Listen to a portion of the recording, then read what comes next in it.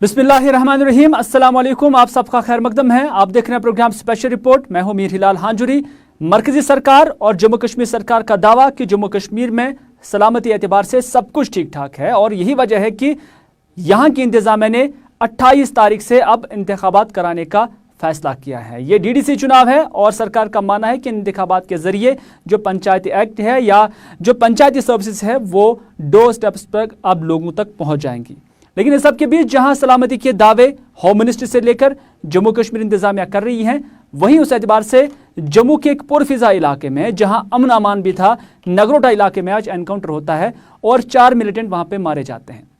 इस सब के बीच जो पुलिस ऑफिशियल्स हैं उनका मानना है कि ये चुनाव में खलल डालने के लिए ये मिलिटेंट आ रहे थे और उनका मानना है कि ये इन्होंने इन्फिल्ट्रेशन किया है, इन्हें सरहद पार से आए हैं। इस सब के बीच जब जो कैंडिडेट्स जम्मू कश्मीर के अंदर है, खासतौर पर कश्मीर वैली के जो कैंडिडेट्स हैं, उन्हें 3 घंटे प्रचार के लिए दिए जाते हैं और उन्हें सेफ एकोमोडेशंस दी जाती हैं, उन्हें सिक्योरिटी ग्रिड में रखा जाता है और उसके बाद उन्हें सिर्फ 3 घंटे दिए जाते हैं कि वो सिक्योरिटी के हसार में रहकर ही जो अपना प्रचार मुहिम है वो उसे चलाए। तो क्या ये सवाल नहीं उठता है कि अगर सिक्योरिटी सिनेरियो जम्मू कश्मीर के अंदर ठीक नहीं था तो फिर इंतखाबात कराने की ज़रूरत ही क्या थी? क्योंकि इंतखाबात अगर इतने ज़रूरी होते तो असेंबली इंतखाबात भी होने चाहिए थे, उसके लिए डिले तो किया गया है, लेकिन इन इंतखाबात के लिए जल्दी दिखाई गई। कहीं इसके पीछे कोई सियासी मकसद तो नहीं है या कुछ ऐसा जो जम्मू कश्मीर के अंदर है और उसे दिखाने या उसे छुपाने की कोशिश की जा रही है? ऐसे सवालात हैं जिसका जवाब सरकार को देना होगा और देना पड़ेगा। लेकिन इस सब के बीच अहम बात यह भी है कि आज जो एनकाउंटर होता है उसमें 4 मिलिटेंट मारे जाते हैं। आईजीपी जम्मू जिन्होंने आज एक प्रेस कॉन्फ्रेंस पे दी है, उस प्रेस कॉन्फ्रेंस पे अंदर उन्होंने क्या कहा वो हम आप तक इस साउंड बाइट के जरिए पहुंचाते हैं। हमने सभी नाकों को अलर्ट कर दिया था और बीफ अप कर दिया था। सभी नाकों पे कंपोजिट स्ट्रेंथ ऑफ पुलिस और सीआरपीएफ मौजूद थी। इस सिलसिले में आज सुबह 5 बजे जब चेकिंग चल रही थी तो एक ट्रक को रोका गया और जब ड्राइवर को उतारा गया तो वो वहां से फरार हो गया। शक जब हुई तो जो ट्रक था उसकी तलाशी ली गई और तलाशी के दौरान जो पुलिस और सीआरपीएफ की पार्टी थी उन पर फायर आया और जवाबी कार्रवाई शुरू की गई। धीरे धीरे और भी फोर्सेस ने ज्वाइन किया और लोकल वहाँ की आर्मी यूनिट ने भी हमारा साथ दिया। एनकाउंटर तकरीबन 3 घंटे तक चला, जिसपे हम पर काफ़ी भारी मात्रा में एम्युनिशन फायर किए गए, ग्रेनेड्स फेंके गए। 2 पुलिस के कांस्टेबल्स हमारे जख्मी हुए हैं जो अभी आउट ऑफ डेंजर है। एनकाउंटर के दौरान 4 आतंकवादी मारे गए, इनकी शिनाख्त अभी नहीं हो पाई है। इन चारों आतंकवादियों से बहुत भारी मात्रा में असला बारूद बरामद हुआ है, जिसमें 11 AK-47 राइफल, 3 पिस्टल, 29 ग्रेनेड। ये ग्रेनेड वो हैं जो हम पे फायर किए गए, उसके अलावा जो बचे हुए थे वो हैं 6 UBGL grenades, mobile phone, compass और अन्य कई सारे डिवाइसेस और पिट्ठू बैग्स, कोचेस और भारी मात्रा में एम्युनिशन बरामद हुआ। ऐसा लगता है कि ये जो आतंकवादी मारे गए हैं ये किसी बड़े मंसूबे को अंजाम देने के लिए इन्फिल्ट्रेट हुए थे और जम्मू से कश्मीर घाटी की तरफ जा रहे हैं।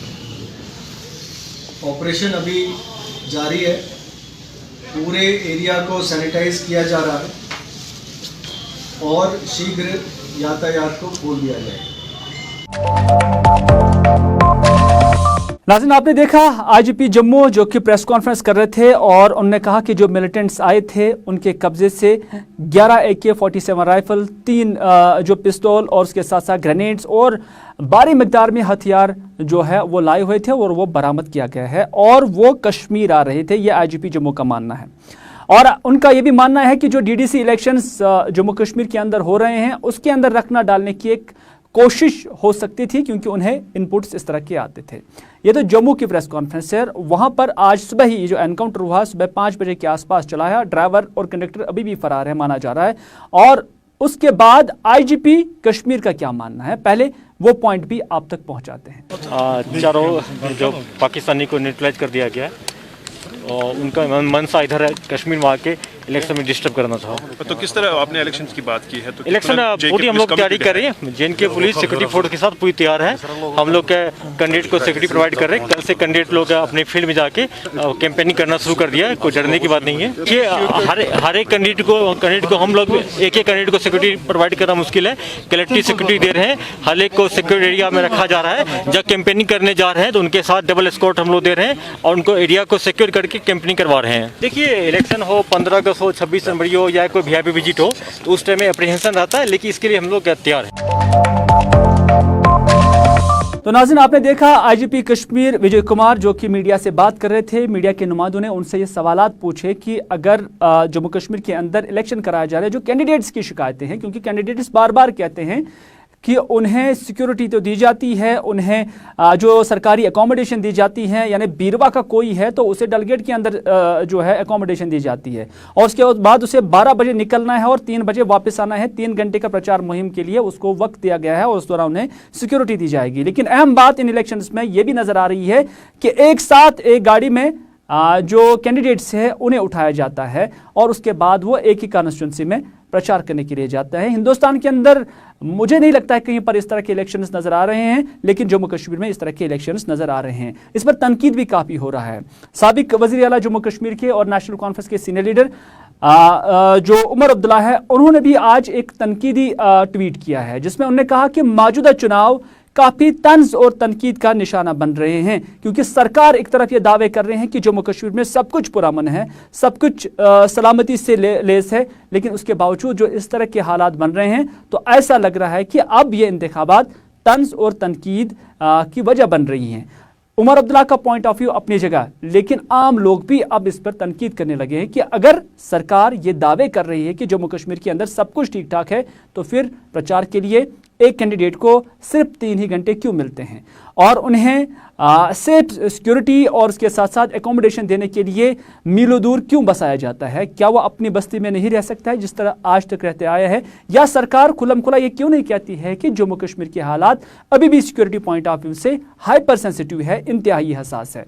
खैर, ये तो एक पॉइंट था, लेकिन सियासी नुक्ता नज़र क्या है?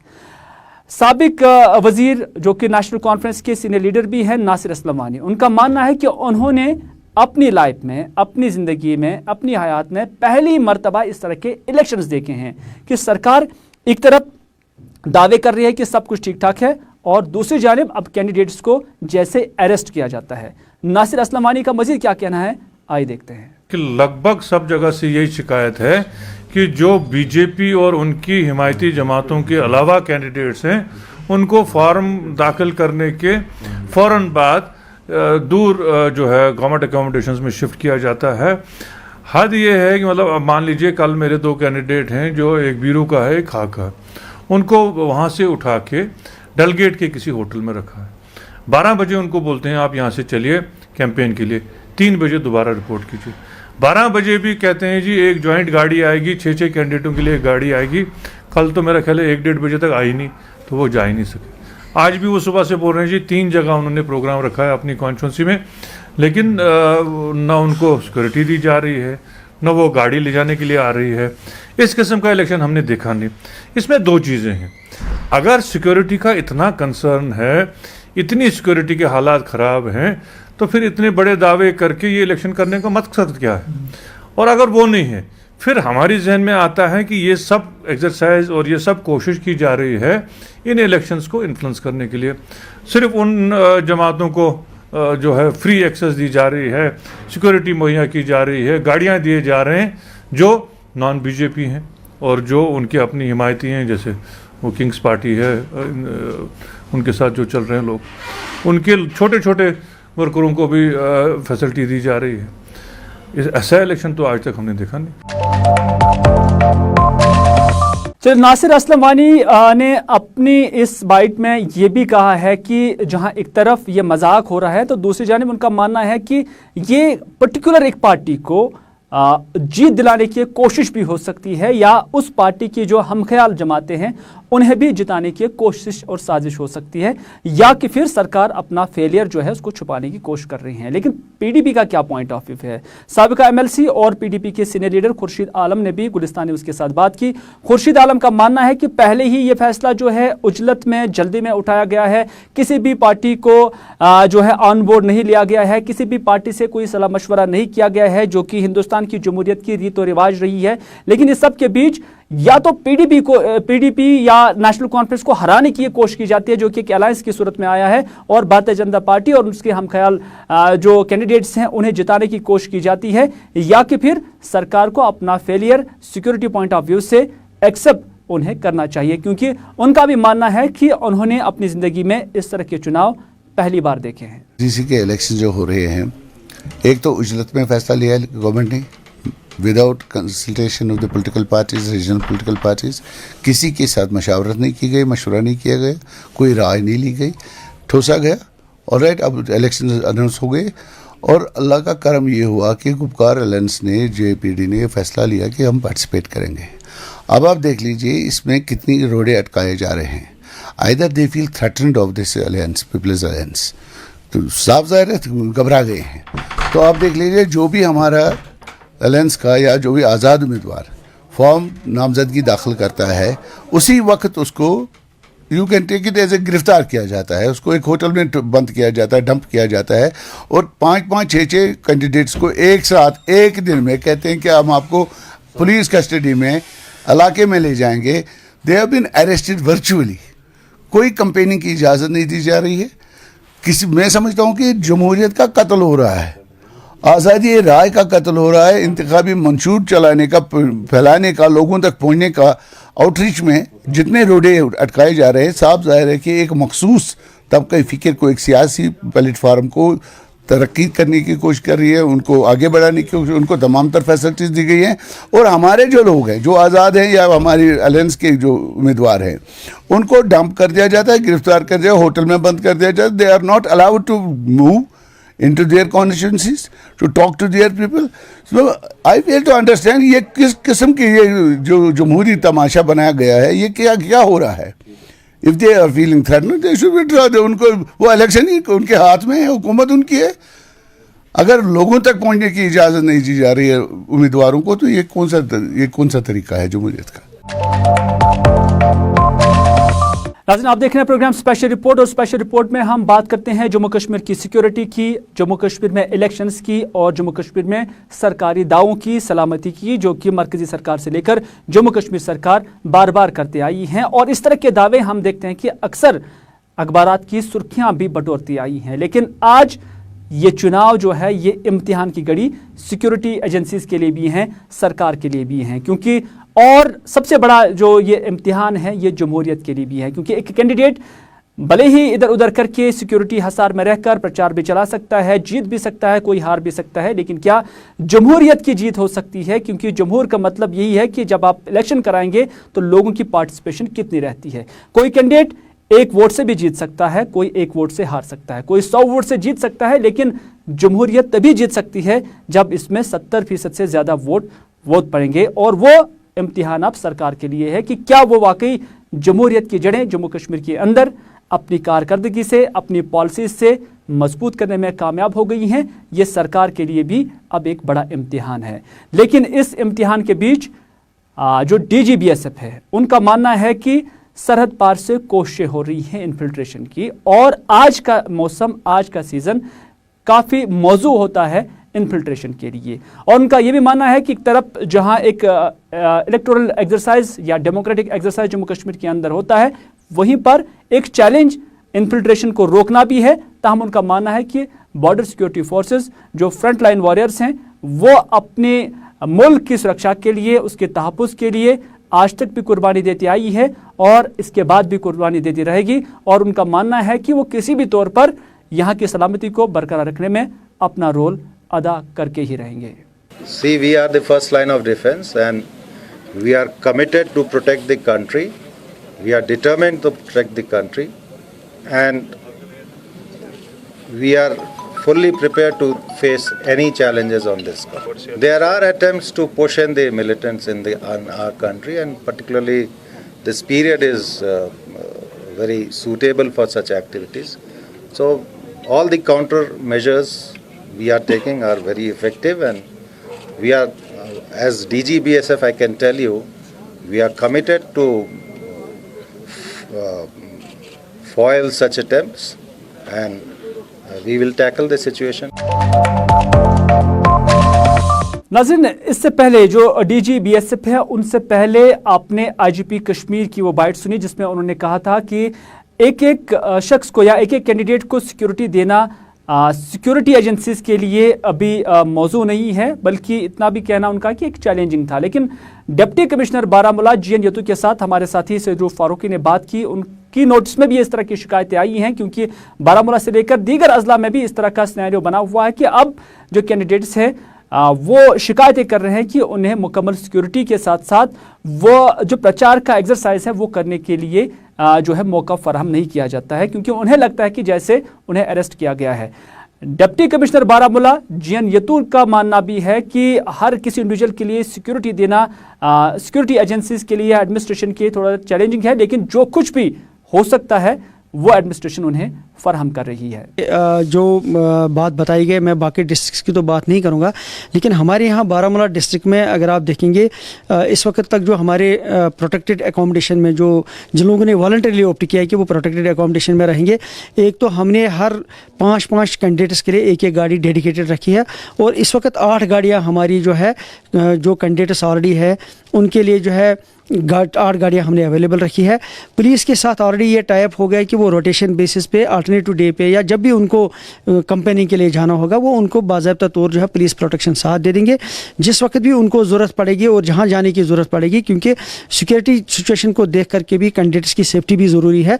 लेकिन जहाँ लोगों ने या जहाँ कैंडिडेट्स की जो है वो ये ज़रूरत पड़ती है उनको किसी भी कॉन्स्टिट्यूंसी में जाने के लिए, तो हमारी तरफ से तो या पुलिस की तरफ से ऐसी कोई दिक्कत नहीं आती। हाँ, ये ज़रूर बात है कि हर किसी को इंडिपेंडेंट सिक्योरिटी व्हीकल देना पॉसिबल नहीं है, क्योंकि व्हीकल्स कैंडिडेट्स को अपनी अरेंज करनी है, लेकिन सिक्योरिटी के लिए हमारी व्हीकल्स होंगी।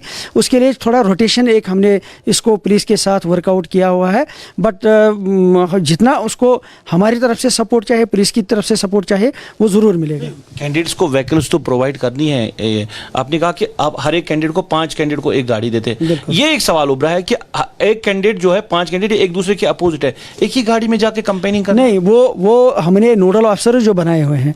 हमारा नोडल ऑफिसर है सिविल एडमिनिस्ट्रेशन का, पुलिस की तरफ से नोडल ऑफिसर है, और जो कैंडिडेट्स खुद है वही उनके साथ बिल करके जो है वो रोस्टर बनाते हैं कि किस दिन किसको जाना है। क्योंकि अगर अपोजिट कैंडिडेट्स हैं वो ज़रूरी नहीं है कि एक ही गाड़ी में जाएं, लेकिन जो कैंडिडेट्स आपस में इत्तेफाक करते हैं कि इस दिन हम जाएंगे तो उनको एक गाड़ी दी जाती है, बट इट इज़ ऑलवेज उनको ऑन बोर्ड लेकर के। ऐसा कुछ नहीं है कि कोई यूनिलेटरली फैसला किया जाता है। उनकी कंफर्टेबिलिटी भी देखी जाती है, उनकी कन्वीनियंस भी देखी जाती है, और जो लिमिटेड रिसोर्सेज हैं व्हीकल्स के एंगल से, डिप्लॉयमेंट के एंगल से, उन चीज़ों को देख करके जो है सारी की सारी चीज़ें की जाती है। ज़रूर उनको ये डिमांड उनकी थी कि हमें जो है इंडिपेंडेंट व्हीकल्स दी जाए, सिक्योरिटी व्हीकल्स, ताकि हम इंडिपेंडेंटली घूमें। लेकिन चूँकि इलेक्शन कोड ऑफ कंडक्ट में जो एक्सपेंडिचर जो है वो कैंडिडेट को करना है, वो व्हीकल उसको अपनी यूज़ करनी है, लेकिन सिक्योरिटी व्हीकल जो है वो हमारी जिम्मेदारी है। और उसके लिए ऑलरेडी एक वाज़ेह मुरतब किया हुआ है पहले कि वो किस लाहेअमल के तहत उनको कंपेनिंग जो है वो करनी दी जाए। लेकिन डिस्ट्रिक्ट एडमिनिस्ट्रेशन और पुलिस की तरफ से बिल्कुल 100% एक मैकेनिज्म इन प्लेस है जिससे उनको जो है कंपेनिंग में बिल्कुल फैसिलिटेट किया जाए। चले नाज़रीन, हम बात कर रहे थे जम्मू कश्मीर की सिक्योरिटी का, क्योंकि जम्मू कश्मीर में इलेक्शंस कराए जा रहे हैं। सरकार का दावा है कि सब कुछ ठीक ठाक है, सलामती एतबार से सब कुछ पुरअमन है, लेकिन इसके बीच मिलिटेंट्स भी अपनी स्ट्राइक जारी रखे हुए हैं। पहले तो जम्मू के अंदर, लेकिन अब कश्मीर के अंदर पुलवामा का पारीगाम इलाका जहां पर एनकाउंटर जारी है और वहां पर बताया जा रहा था कि यहां पर 2 से 3 मिलिटेंट जो है उनकी मौजूदगी है। फोर्सेस को इतला मिली थी, फौज को इतला मिली थी कि यहां पर मौजूदगी है मिलिटेंटों की, और उसके बाद उन्होंने पारीगाम इलाके का मुहासरा किया और यहां पर उस स्पेसिफिक जगह पर वो पहुंचे जहां पर अब दोनों तरफ से गोलियों का सिलसिला भी जारी हो चुका है। क्या है वहां की पूरी तफसीलात, हमारे साथ देने के लिए है मौजूद मेरे साथी सईद रूफ फारूकी। बिल्कुल हिलाल, पुलवामा का पारीगाम इलाका जहां पे आज मिलिटेंट्स की प्रेजेंस की खबर मिली है सिक्योरिटी एजेंसीज को, और उसके बाद ही पूरे इलाके को पुलिस, आरआर और एसओजी ने कॉर्डर में लिया। उसके बाद घर घर तलाशी शुरू की गई और तलाशी के दौरान वहां पे अगरचे गोलियों का तबादला भी शुरू हुआ। उसके बाद हम ये कह सकते हैं कि गोलियों का तबादला थमा कुछ देर के लिए और उसके बाद काफ़ी ज़्यादा सिक्योरिटी को पूरे इलाके में लाया गया है। पारीगाम जो बन पारीगाम है या जब पारीगाम का जो मेन एरिया है उस के साथ साथ बन पारीगाम को भी अब कॉर्डन बढ़ा दिया गया है। काफ़ी ज़्यादा सिक्योरिटी को तैनात किया गया है और अभी की अगर हम बात करें तो फिर से गोलियों का तबादला वहाँ पे शुरू हुआ है। यही बता रहे हैं कि मिलिटेंट्स 3 मिलिटेंट्स जो है वो अंदर मौजूद है। उसके बाद पूरे इलाके को मुहासरे में लिया गया है। नाज़रीन किराम, आप देख रहे हैं प्रोग्राम स्पेशल रिपोर्ट, और स्पेशल रिपोर्ट में हम ट्रैफिक जैम का तो अक्सर जिक्र करते हैं क्योंकि सड़कें वही हैं लेकिन गाड़ियों की तादाद बढ़ गई है। और इस हवाले से कई इलाके ऐसे हैं जो दूर दराज के हैं और टाउनशिप से बिल्कुल नज़दीक में पड़ते हैं, वहाँ पर भी अब ट्रैफिक जैम के मनाजिर देखने को मिल रहे हैं। त्राल कस्बा का जिक्र करते हैं तो यहाँ पर भी अक्सर व बेशतर जो ट्रैफिक जैम के मनाजिर देखे जाते थे, लेकिन यहाँ पर त्राल के नज़दीक ही एग्रीकल्चर डिपार्टमेंट का एक स्टोर था जो कहीं ना कहीं एक हिंड्रेंस बना हुआ था यहाँ पर ट्रैफिक जैम होने के लिए। और साथ ही साथ अब जो वहाँ की एडमिनिस्ट्रेशन है उन्होंने फैसला लिया है और उन्होंने आज वो जो स्टोर वहाँ पे बना गया था उसे डिसमेंटल किया है, उसे मुनहदिम किया है। और सरकार का मानना है कि एग्रीकल्चर डिपार्टमेंट को इसके बदले दूसरी जगह पर ज़मीन और स्पेस जो है अवेलेबल की गई है और ये ढांचा इसलिए यहाँ से हटाया गया ताकि आम लोगों को चलने फिरने में कोई दिक्कत ना आ जाए और यहाँ पर जो ट्रैफिक जैम अक्सर बेशतर हुआ करता था उस पर किसी न किसी हद तक काबू पाया जा सके। इसके लिए हमने ऑब्जर्व किया पिछले कुछ टाइम से कि जो हमारा हॉस्पिटल में ज़्यादा रश रहता है कोविड के लिहाज से, एंड गाड़ियों का रश भी रहता है, एंड उस लिहाज से यहाँ पे एक बोतल हमने महसूस किया है कि इससे ट्रैफिक कंजेशन हुआ करती थी। तो ये एग्रीकल्चर डिपार्टमेंट का स्टोर था, काफ़ी पुराना स्टोर था, डेवलप्ड कंडीशन में था। तो फिर हमने एग्रीकल्चर डिपार्टमेंट से गुजारिश की कि इसको हम यहाँ से डिमोलिश करके ताकि हम एक रिकवर्ड विड्थ रेस्टोर करें ताकि ये बोटल नेक जो बना हुआ है ये दूर हो जाए।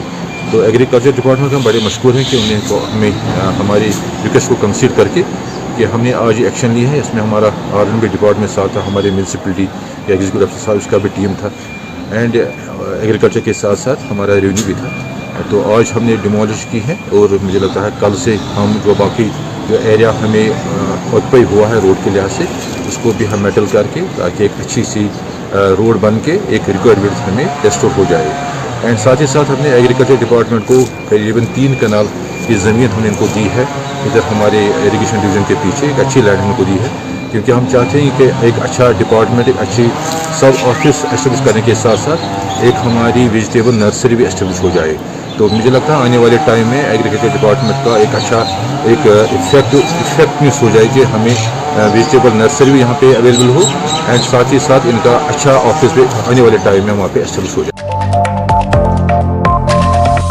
नाज़रीन, यहाँ त्राल में सड़क थी, ठीक थी, लेकिन फिर भी ट्रैफिक जैम था और जो कुछ यहाँ पर हिंड्रेंस थी आज उसे हटाया गया। लेकिन छत्रगुल कंगन का जिक्र करते हैं, यहाँ के लोगों का मानना है कि यहाँ सड़क तो कुशादा है लेकिन इसकी हालत काफ़ी खस्ता है और जब हालत खस्ता है तो त्राल में तो गाड़ियाँ चलती थी, भले ही ट्रैफिक जैम में वो रुकती थी, लेकिन यहाँ पर गाड़ियाँ आती ही नहीं क्योंकि उन्हें मुनासिब ही नहीं लगता है कि वो इस सड़क से चले क्योंकि सड़क की हालत इस कदर ख़राब है।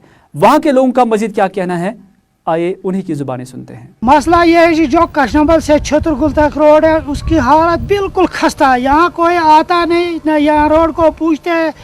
कई सालों पहले किया रोड की मरम्मत थोड़ी बहुत, आजकल इतने खड़े हैं कि बीमार बड़ी मुश्किल से कंगन पहुँच रहा है। गाड़ी वाला कोई तो आता नहीं, न समूह वाले आते, बेचारे आएंगे तो किस वजह से आएंगे, डर की वजह से कोई आता नहीं क्योंकि हमारा रोड की हालत इतनी खस्ता है कि गाड़ी वाला बेचारा भी डर चलने से डर रहा है। इसलिए हमारी गुजारिश है गवर्नर साहब से क्योंकि हमें देखे यूटी में बोल रहे हैं यूटी में इतना हो रहा है, इतना हो रहा है, हमें आज तक कुछ देखा नहीं।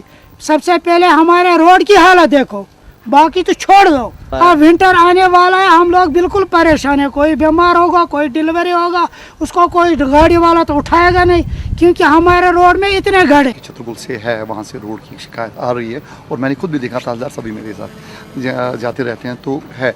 तो इस सिलसिले में पिछली दफ़ा हम बात की, मैंने एग्जीक्यूटिव इंजीनियर PMGSY उनसे बात की, तो उनको कुछ पैसे भी आए हैं, इफ़ आई रिमेंबर करेक्टली, कुछ 20 लाख का अमाउंट उनके पास सेंक्शन इसके लिए हुआ है। But due to bad weather जब आया तो मौसम ख़राब हो गया, तो नहीं हो पाया। मैं अब उनसे बात करूँगा क्या वो इन दिनों में सर्दियों बर्फ़ से पहले उसमें कुछ काम कर सकते हैं कि वो सर्दियों में बिगिनिंग ऑफ द ईयर अप्रैल में काम उसका शुरू हो जाएगा। तो यस, काम उस पर इंशाल्लाह शुरू हो जाएगा। तो नाज़रीन, ये था आज का स्पेशल रिपोर्ट। इसी के साथ दीजिए अपने मेज़बान मीर हिलाल हांजुरी को ये प्रोग्राम यहीं पर इख्तिताम करने की इजाज़त, इस वादे के साथ कि अगर ज़िंदगी रही तो आपसे फिर होगी मुलाकात। तब तक के लिए खुदा हाफिज़, फ़ी अमानिल्लाह।